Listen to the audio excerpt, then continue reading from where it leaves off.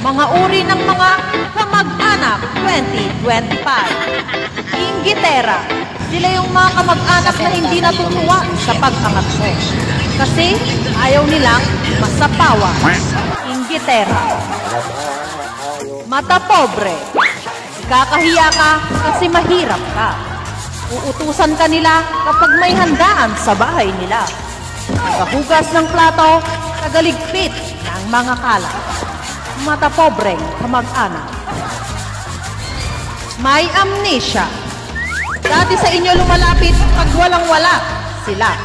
Pero nung umangat na sa buhay, parang di ka na kilala.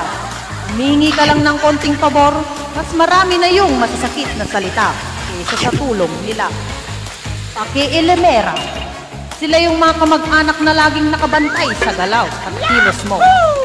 At kapag nagkamali ka, imbits na suportahan o itama yung mali mo, ikikwento at ikikismis ka pa sa iba. Plastic. Sila naman yung mga kamag-anak na parang anghel sa harap mo. Yung tipong ang bait-bait kapag kaharap ka. Pero kapag nakatalikod ka na, kung ano-ano na ang sinasabing masasama sa'yo. Once again, plastic na kamag-anak.